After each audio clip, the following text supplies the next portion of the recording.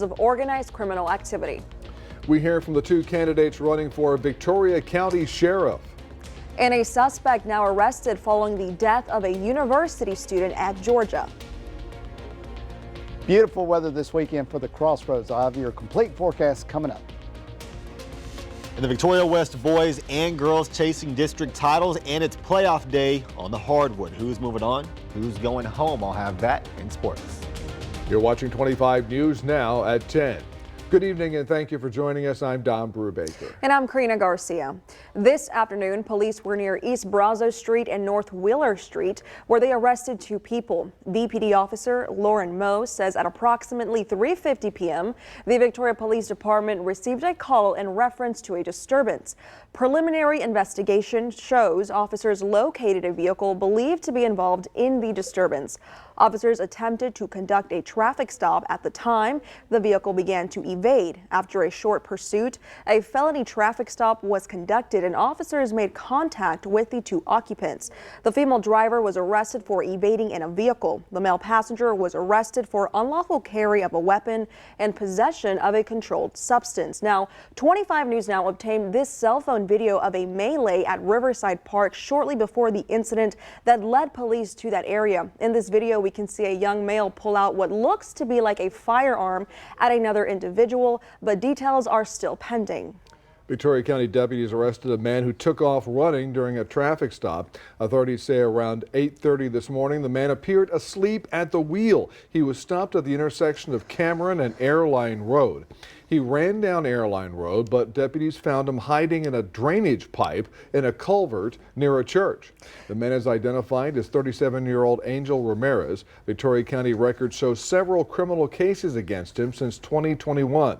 After today's incident, he's charged with evading arrest and possession of a controlled substance.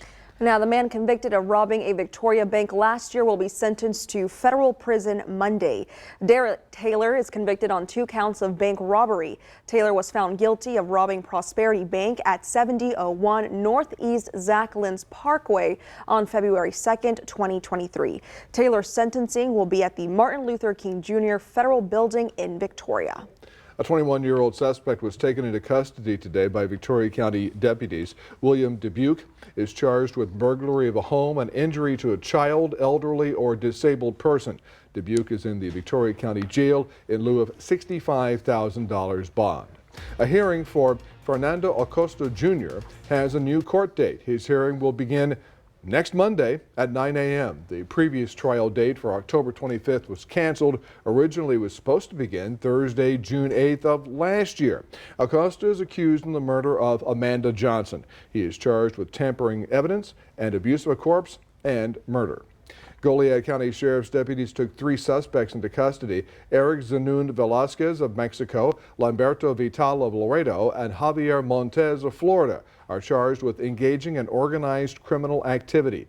Deputies found over $29,000 in cash in the grass near the arrest site. The money was illegally laundered from the U.S. to Mexico. All 3 suspects are in the Goliad County Jail. We are introducing you to the candidates running for Victoria County Sheriff. Weekend anchor Adam Seibel joins us now with more on the 2 candidates in this race. Adam. The March 5th election includes 2 candidates for the Victoria County Sheriff's race. Incumbent Sheriff Justin Marr is on the ballot for a 2nd term. Also running for the Victoria County Sheriff's position in the Republican primary is Sergeant Melissa Rendon-Wasachek, who works at Victoria College in Police and in the campus safety. We asked both Wasachek and Marr about their thoughts on a new law that allows police to arrest migrants who illegally cross into the United States. I'm a big team player, and I like the networking, the collaborations, and so I don't think it's a bad thing. Just like Border Patrol getting permission to also do state offenses that they can also arrest on, I think it's starting to become more of a collaboration between federal and state. I'm in support of it. Somebody's got to stop this flow, and these people that don't belong here. They need to be handled appropriately, and the federal government's not doing that. It's just some of the fine details have yet really been worked out. That law is set to go into effect in early March. We have the longer on-air interviews with both of those candidates, which you can find on our website, crossroadstoday.com. Don, Karina, back to you. Adam, thank you. Early voting in Victoria for the March 5th primary election continued Friday. The numbers from the Victoria County Election Administrator look like this. 355 people voted in person early, 950 total votes so far. 280 mail-in votes were received Thursday, a total of 441 mail-in votes so far. Early voting, the primary election continues through March 1st. You can vote from 7 a.m. to 7 p.m. all days except Sunday, February 25th, when the polls open at 9 a.m. and close at 3 p.m. You can vote at the Dr. Patty Dodson Public Health Center, 2805 North Navarro.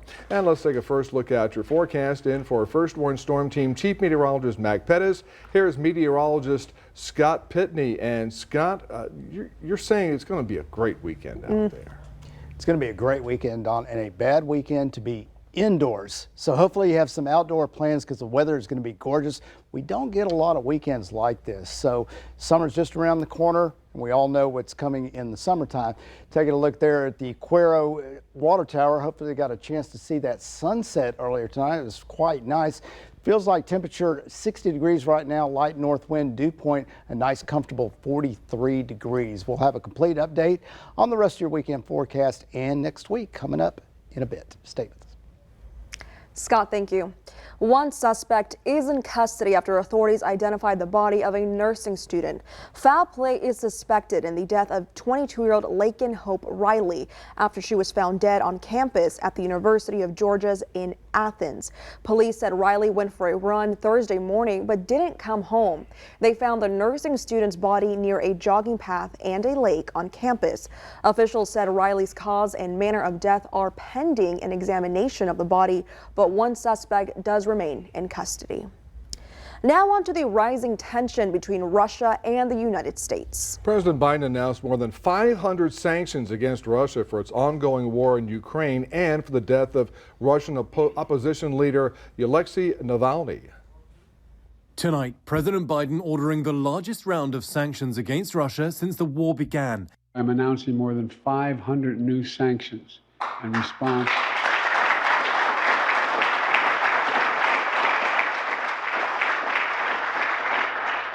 to Putin's brutal war of conquest. They target Russian financial and military institutions and those suspected of involvement in the death of Alexei Navalny. Russia is now the most sanctioned country on earth, but Putin's war economy has survived and even grown, bolstered by its energy revenues and trade with China. In Ukraine today, thank you so much. Thank you for coming. Majority Leader Chuck Schumer signaling U.S. support and trying to put pressure on Republicans to pass a $60 billion military aid bill blocked in the House. What material difference is this aid going to make on the battlefield? Well, it's winning and losing. You have the aid, Ukraine will win. If the United States abandons Ukraine, it will say to every ally, you can't trust the United States anymore. Inside Russia, authorities have reportedly given the mother of Alexei Navalny an ultimatum. A family aide says she was told she had 3 hours to agree to a secret burial for her son, or he'd be buried at the prison where he died. The aide says Navalny's mother is refusing to negotiate and demanding his remains be handed over. Alexei Navalny's team say they can offer more than $100,000 for anyone who has information about his death. They also say they can offer safe passage out of Russia for those that do step forward. James Longman, ABC News in Ukraine. A record methamphetamine bust at the border. U.S. Customs and Border Protection says officers seized 6.5 tons of meth, valued at $117 million Sunday. It's the largest meth seizure recorded at a port of entry. The seizure happened at the Camino Real International Bridge between Mexico and Texas. A spokesman for Homeland Security Investigations says the seizure kept the drugs from making it to Houston, saving an untold number of lives. Texas will not be a part of a $450 million summer lunch program for low-income families. The Texas Tribune reported that among 35 states who opted to participate in the $2.5 billion federal nutrition program, Texas chose not to, despite having 3.8 million children who are eligible for it. Here's a viewer poll. The question is, should Texas reconsider its decision and take part in the lunch program in 2025? Yes or no? Let's look at the numbers. 57% 53%, yeah. All right. The numbers can be small there for us to read. 53% say yes, 47% say no. That's a much closer vote From than 6 it was o'clock, at 6 p.m. Yes, and we thank you for voting. Animal Care Services is investigating a dog bite that took place Wednesday on Virginia Street, where a man was attacked by a dog while jogging in that area. The bite was moderate with bruising and deep punctures. Animal Control Services says the dog is underneath a pier and beam structure. They set up a dog trap and will impound the dog once it is caught. Remember to subscribe to our YouTube channel, Crossroads Today. Hit the like button and click the notification bell so you can see Crossroads Today on YouTube. Thank You already know. Thank you. All right, stay with us. Coming up on 25 News now at 10. Witnesses in the shooting trial of the movie Rust took to the stand today. Also ahead, the first privately built U.S. spacecraft to land on the moon provides insight into their mission. Here's a look at what's coming up on Community Crossroads. We hear from the Museum of the Coastal Bend. We also hear from Melissa Rendon-Wasachek. We also hear from Vanessa Hicks Calloway and the Victoria Ballet Theater.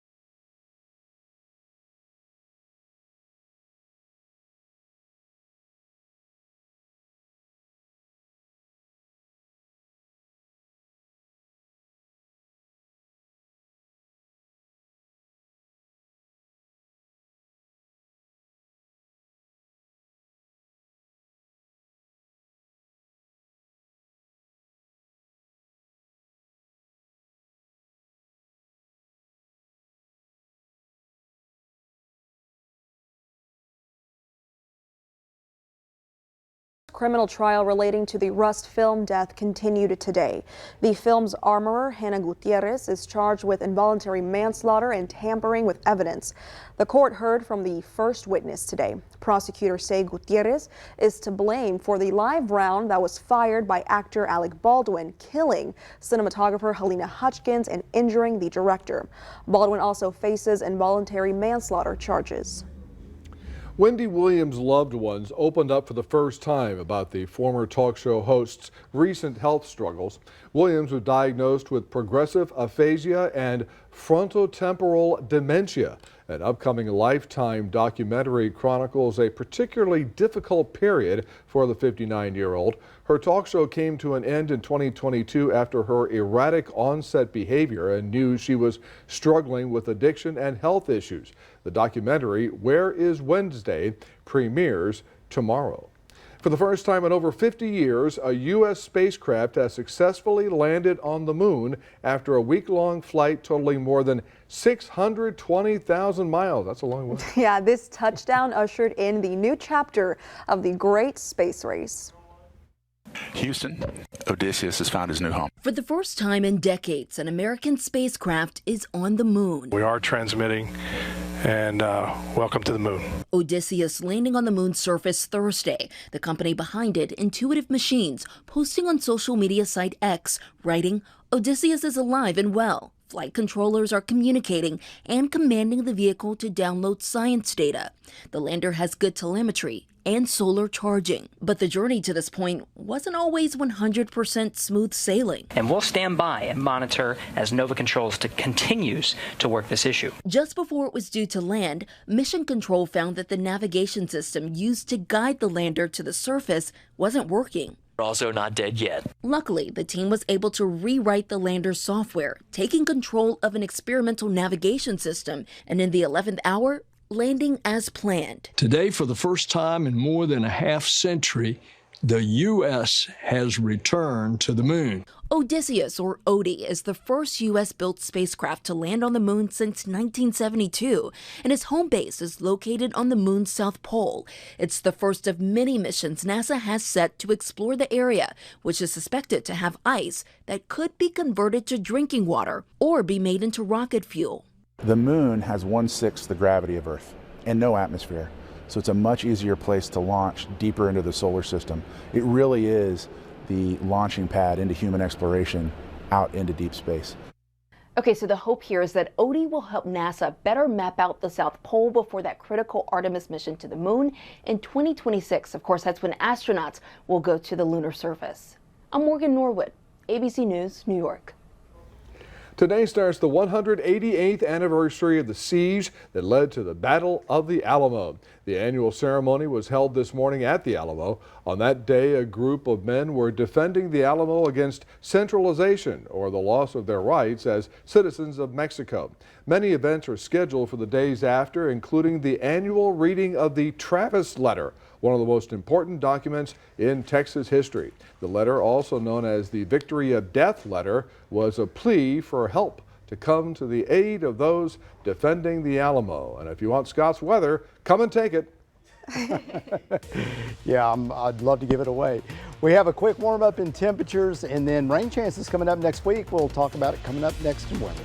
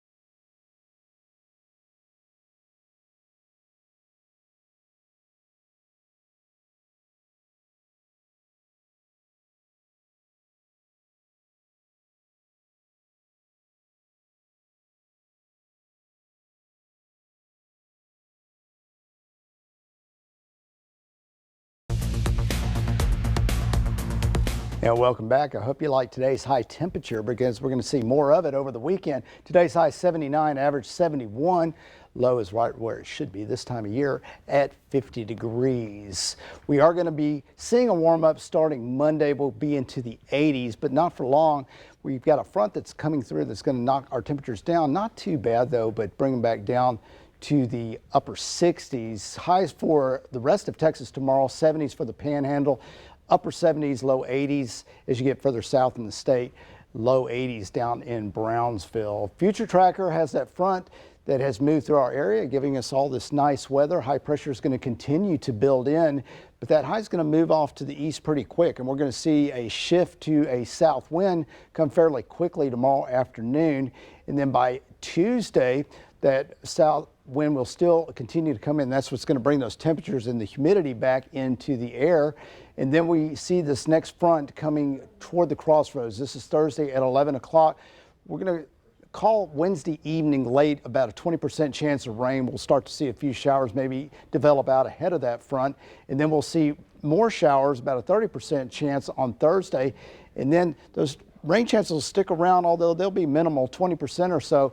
We could get some wraparound moisture from this low off to the northeast, bringing rain, keeping rain chances in the forecast through Friday, but then all that should clear out, and we should have another nice weekend next weekend as well. I know a lot of you probably have plans to head to the water tomorrow. I know I would be there if I had time to do it, but if you are, these are your ambient temperatures for offshore, very close to what you see on land, low 70s. Notice this is an east wind. This is at 11 o'clock, so you can see already that wind is starting to shift around, and then by the afternoon, it's out of the southeast. Not too bad though, 9 to 15 miles per hour. Those temperatures in the low 60s, a little bit warmer offshore. And then as we get to Sunday morning, now we've got a south wind. Those winds picking up a little bit to about 15 miles per hour. And those temperatures staying in the 70s for Sunday. And for Sunday evening, closer inland, here's your marine forecast for Port Lavaca. High tide 9:49 p.m., low tide 12:06 p.m. Those north winds, again, shifting to the south, but starting off 10 to 15 with gusts to 20. Wave heights 2 to 4 feet, and a little chop on the water. Bay water temperature, a very, no, not too bad, 62 degrees, so it is warming up a bit. Here's your day planner for Victoria, waking up to 61, 76 by noon, 79 by 3 p.m. Sunny skies across the board there. And then Port Lavaca waking up to 63, 77 by 3 p.m., 71 by sunset. Sunny skies for everybody. 59, a little bit cooler starting off in Cuero, and up to 78 by 3, 72. Perfect temperature for me anyway for your sunset in Cuero. For tomorrow and Sunday, 78, 79 degrees, sunny to mostly sunny, southeast winds starting in the afternoon. Monday, partly cloudy skies, 81 degrees. Continue mostly cloudy, those clouds moving on a little bit on Tuesday, but still that temperature getting up to 82 degrees. 80 by Wednesday, there's a 20% chance of rain with the front, 30% by Thursday, and 20% by Friday. Notice the high on Thursday, 67. Of course, you can download the Crossroads Today app. Get the latest in news, weather, and sports at your fingertips. Sign up for email alerts, and it's free. Here is Zach Brown with sports. Thank you, Scott. The West Warriors trying to chase down district titles, and it's playoff day out on the hardwood. I'll have those coming up in sports.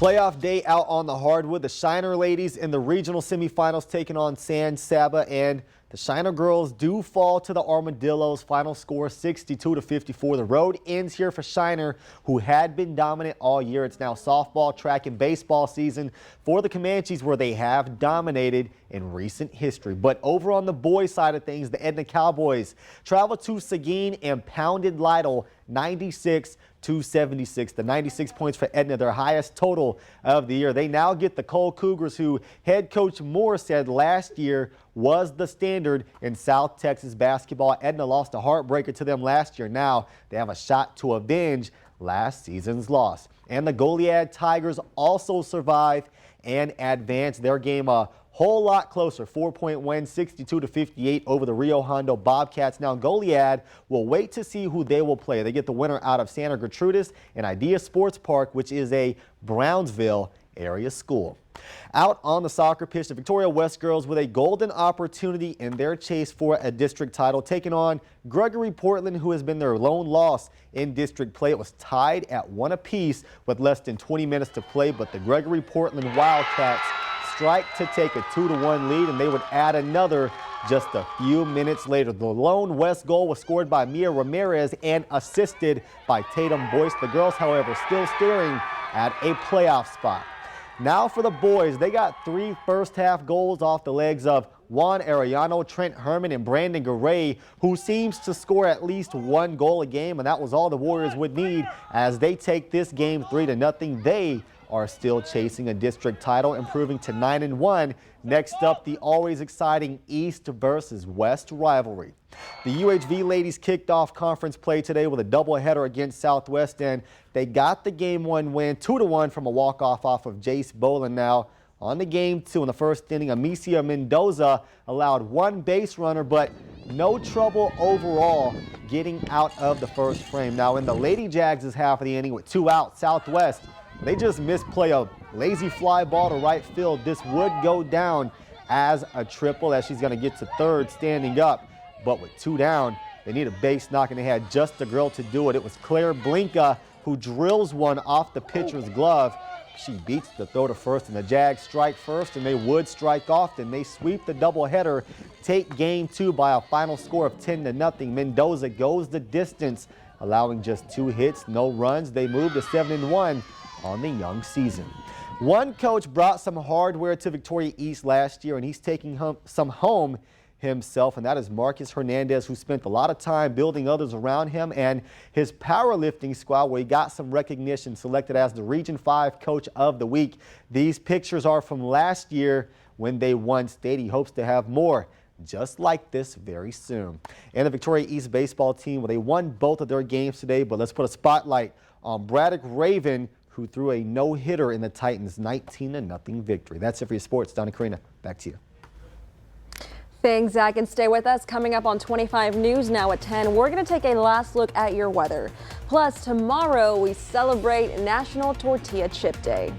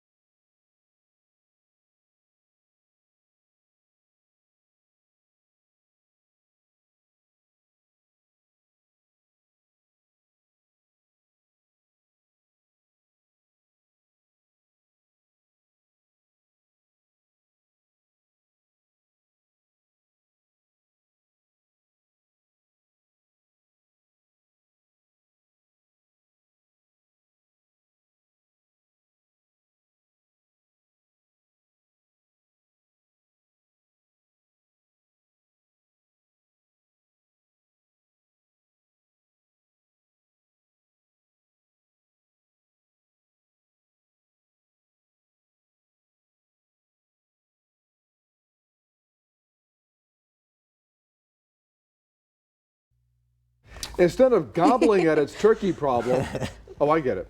One Massachusetts town is memorializing it in art. Residents were used to seeing turkeys roaming its streets. One even said the large birds own the town and the people are just living in it. Yeah, but they do. the town has decided to embrace its unusual dilemma by creating 10 larger-than-life fiberglass turkey art installations that will be placed in popular areas.